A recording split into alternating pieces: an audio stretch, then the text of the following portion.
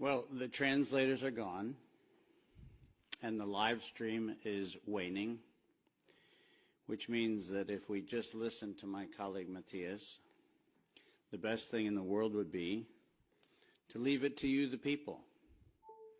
Now it's up to you to share what clearly, based on the cavernous emptiness we see in all of these spaces, is only going to be heard if you share it. So it feels very appropriate that I should be the one with the quietest voice. But let's let that lion roar, shall we? I'm done talking about COVID, and I'm done talking about SARS-CoV-2, and I'm done for a very simple reason. For 110 years, we, the people of the world, have been lied to. We're a group of very small number of criminal, industrial conspirators decided to subordinate the entirety of the human population for the purpose of their sinister plans to enrich themselves while impoverishing and killing the rest of humanity. And I'm done being polite. We've long passed polite. When the words acceptable death rate become part of an industrial norm, we have lost the plot of humanity. And that's not my words. Those were the words of the World Health Organization and of Pfizer and of Moderna when they were given the authorization to begin the process of killing human beings in the interest of advancing their goals. Next slide. And I'm also not going to sugarcoat this. This is a criminal cartel. We are acting as though there's some sort of redeemable quality somewhere in some esoteric layer that somehow or another the World Health Organization must have some salutatory benefit. Well, I'm going to tell you, since its formation in the 1940s, the World Health Organization has been nothing more than a criminal cartel that has a sole and singular intent. And I will show you the document that proves what I'm saying. This is not an allegation. This is actually provable by their own words in their own hand. And they use a four-step process to execute every one of their nefarious plans. They begin by planning an exercise, then they go to the business of funding that exercise, then they create the rationale for the thing that they're going to do, and then they deploy and profit from it. And in violation of 15 U.S. Code Section 19, which for those of you listening, coincidentally started with the Clayton Act in the same year that the World Health Organization in the United States, 1913, the same year the World Health Organization's progenitors also started. So I find it fascinating that we passed the Clayton Act in 1913 and we set in motion 110 years ago the criminal conspiracy which we now call the World Health Organization. 110 years later. And in violation of TIFU, or TEFU, I don't even know how to say it, the TFEU, the treaty allegedly for the functioning of the European Union, which I think needs to now be called the Treaty for the Dysfunctional European Cabal, Article 101 unambiguously lays out the conditions that this was never a public health anything. It was racketeering for the purpose of instilling terror to adapt the behavior of a population. Period. That's what it was. That's what it always was. And we can come up with every theoretical argument we want to make about things, but the problem, even with the theory that we had an outbreak of something, is falsifiable for the data from Zurich that shows us that in the year of the death pandemic of the globe, life insurance companies paid $30 billion less in claims. Now, if there's a medical professional or a social professional or anybody else who wants to debate that we could develop a virus cunningly that could find out your bank account, your insurance policy statements, and whether you're paid up on your premiums, that's a big ask. It turns out that the data is unambiguous. We did not have a pandemic. We had genocide. And we need to call it what it is. Next slide. When I say we planned it, let's make sure we understand exactly the not-so-fine print of the fine print.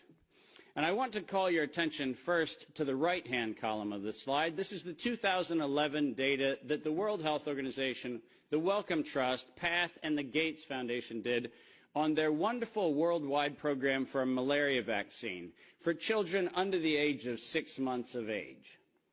And in their clinical trial, it's helpful to point out that they murdered 66 children in the vaccine group and then cunningly used the term control for a control group in which they murdered 28 children. Now, the reason I said murdered and the reason why I use that term is because it's exactly what it was. Because it turns out that this control group was not a saline injection. It was not some sort of innocuous, innocent thing. It was actually a cocktail of other known pathogenic disease-carrying injections. The control group was known to kill people, and the experimental control group was actually theoretically maybe going to kill people. And what we did was we actually went ahead and murdered them all. And cunningly, under Article 5, Section 13, which I've put on this slide, I want you to understand why I said at its formation in 1947, when the WHO was funded and founded, it was funded and founded by people intent to commit a crime because of their own language. Section 13 of Article 5 ends with the following statement: immunity from personal arrest or detention, blah, blah, blah, immunity from legal process of every kind.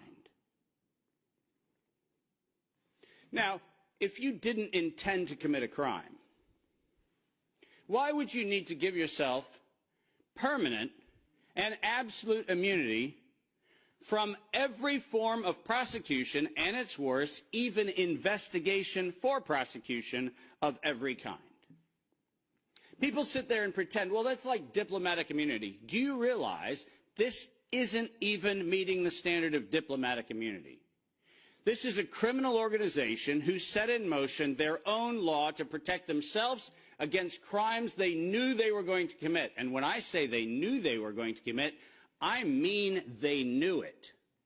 Because their first Director General, none other than Dr. René Sand, who happened to be in the hospitality of the Germans in Dachau in 1940 earlier, in 1947, mysteriously, with the largesse of the Rockefeller Foundation, was nominated to become the first Director General of the WHO.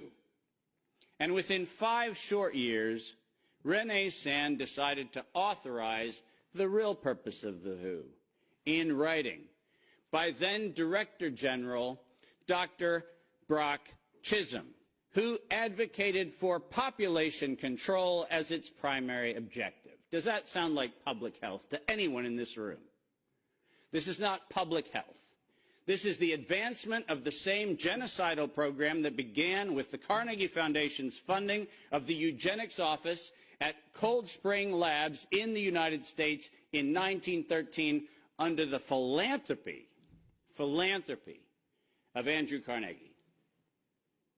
People, stop fooling yourself.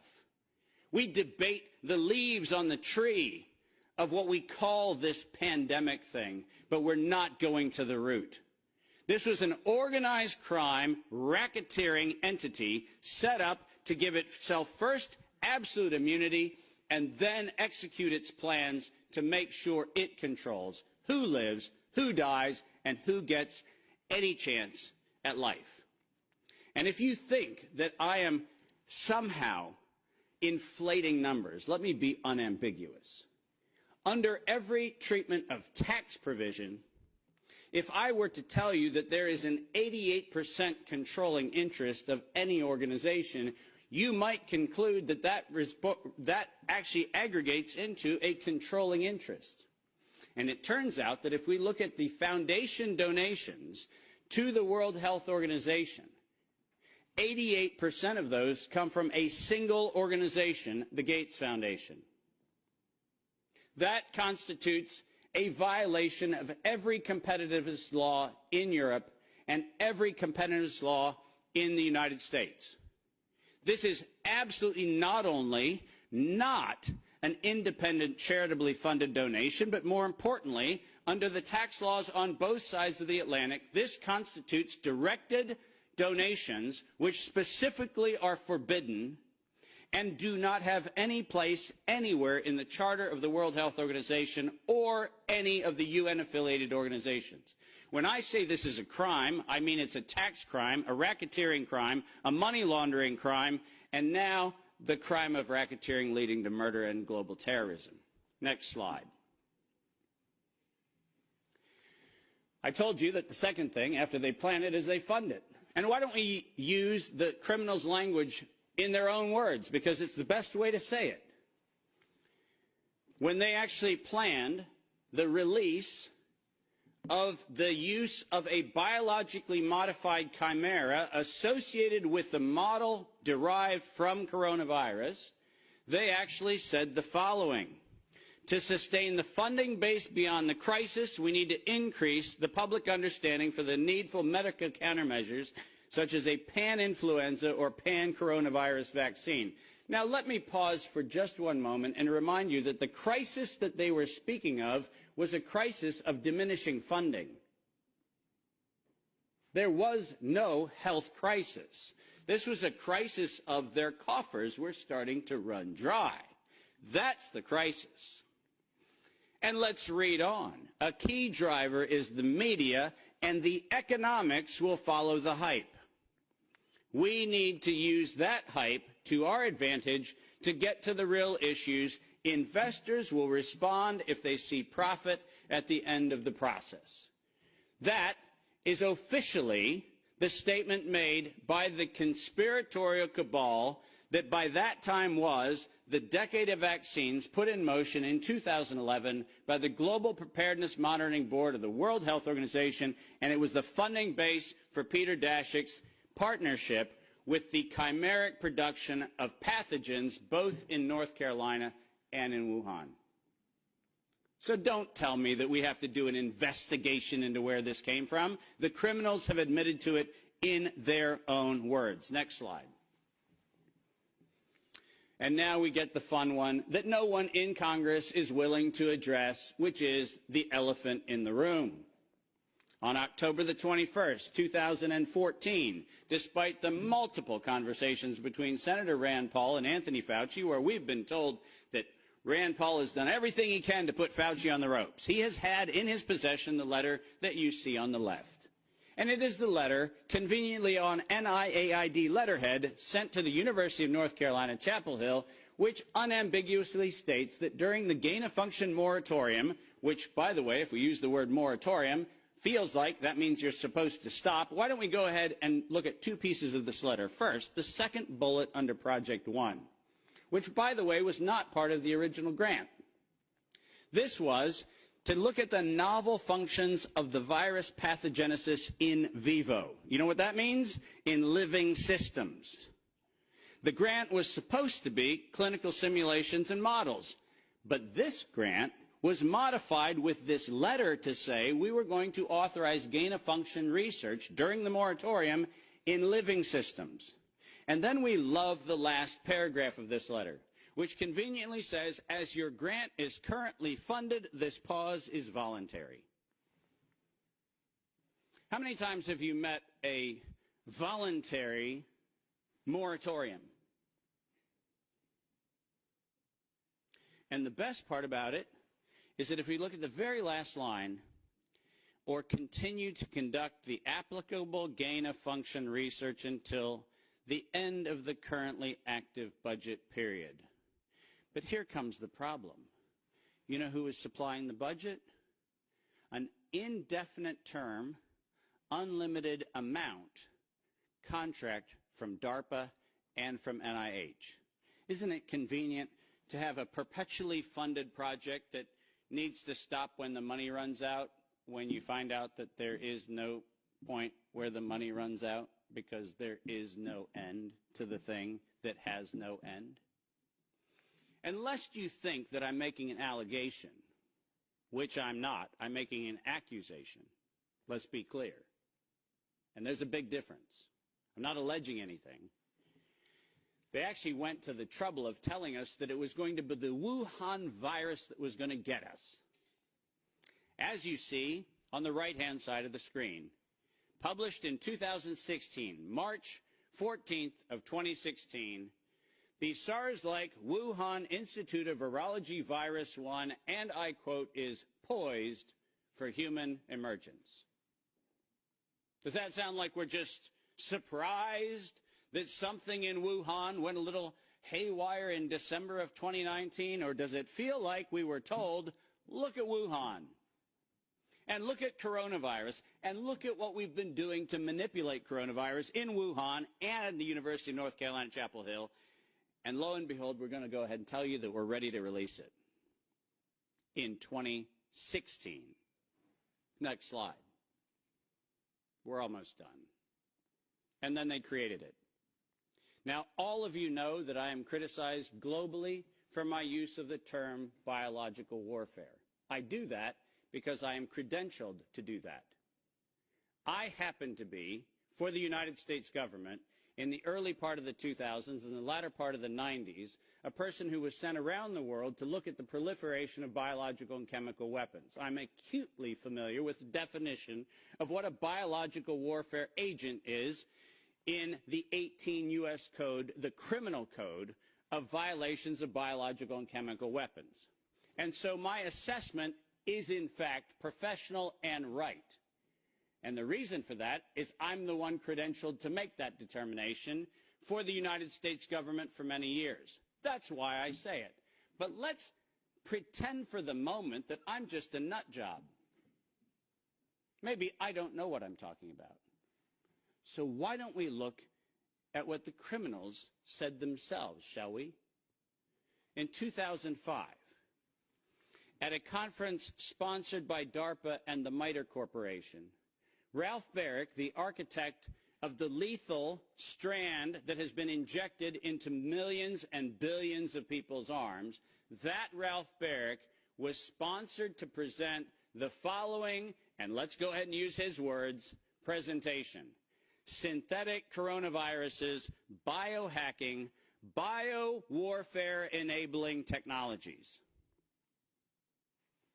Does that sound like a public health distribution program? Does that sound like something that is accidentally misinterpreted to mean something else? Or does biological warfare enabling technologies sound like not countermeasures or pandemic preparedness? It sounds to me like biological warfare enabling technologies. And the reason why I have that hunch is what followed was he received, next to his NIAID grants, non-competitive DARPA grants in matching funds for over $140 million of aggregate funding going into his and his related programs on synthetic biological warfare enabling technologies. So do I have a problem calling the injection a biological warfare enabling technology? Absolutely not, because that's what they called it. And we know that they knew they called it that on September 18th, 2019. Because on September 18th, 2019, the racketeering, co-conspiring cabal of interlocking directorates, also known as the World Health Organization, said that they were going to conduct an experience for the world that was going to be a rapidly spreading pandemic due to a lethal respiratory pathogen. The lethality in that statement is the problem. They didn't say we're going to maybe get a little bit of sniffles going around. They said we were going to actually have the promulgation of a deadly agent. And the stated reason, in September 2020, the progress indicator is that the world would accept a universal vaccine. Not, we'll look at other options of treatment. Not, we'll have a look at what might be early intervention, as Dr. McCullough has so clearly advocated for in many, many, many instances. Not that. We stated on September 18th, 2019, we were intending to kill. And we were intending to kill to create the fear that would drive people to accept something that without coercion, no one would have accepted. And that's published by the criminal racketeers. Next slide, and there's only 2 to go if you're following. Deploy and profit from it. We were told investors will respond if they see profit at the end of the process, and lo and behold, guess what they saw? Profit at the end of the process. 2022, $100 billion for Pfizer of public funds.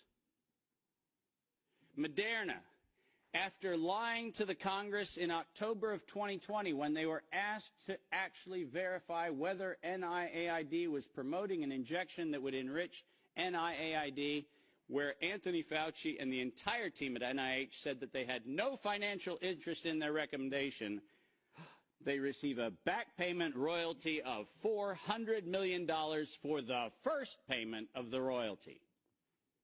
$400 million. More than any Institute of Health has ever received in a single payment for a single invention in the history of American medical research. And lo and behold, what do we receive after that? A request from the World Health Organization to expand its budget by 11% to make sure that the people who profited from it donate to it. And guess what they just did? They laundered the money right back. That's what they did. Next, and now you get the final slide. This is not a public health crime. This is actually not a constitutional crime. This is a criminal act done by a criminal institution established to enable criminal behavior since its foundation in 1947. That is what this is. And we should not be debating the merits of democracy or liberty or anything else, as irrational as that would be if we stood at a bank robbery and debated the merits of printing dollar bills. The problem is not the dollar bills, it's the bank robber. And the problem here is not health, and it's not public health, and it's not the suppression of information and the suppression of dissident views and the absolute unconscionable treatment of physicians around the world and academicians around the world who spoke out against this. That's not the crime. The crime is that we had criminal racketeers who conspired and developed a, quote, emergency. The same criminal racketeers planned, manufactured, and did all agency capture to make sure that you were told that you would use terms that they tell you to use. Vaccine, face mask, health, social distancing, none of which had ordinary use definition. So we just used them. Criminal racketeers price fixed with interlocking directorates where known competitors came together and fixed prices in direct collusion in violation of both European Union standards and in violation of both the Sherman and the Clayton Act in the United States. These were crimes. It was organized crime, and we should treat it as such. Criminal racketeers publicly lied under oath, and this resulted in the death and destruction of liberty, and most importantly, the death and destruction of the integrity of well-meaning people who sit here today doing everything they can within their power to try to treat the calamities created by this catastrophe. I will not for a moment denigrate the multiple contributions of amazing academic and medical professionals who've tried desperately to step into the gap and stop the corrupt outcomes of these crimes. But I will, without doubt, say the following. Until we treat this as a criminal conspiracy of criminal racketeers resulting in global terrorism for the purpose of profiteering and murder, until we have that conversation, we're having the wrong conversation. Because we are not here to debate the merits of a modified agreement for a criminal racketeering organization. We are here to end the criminal organization itself. This is my call to every single person on this planet. Don't just limit the power of the WHO. Destroy the WHO. Thank you very much.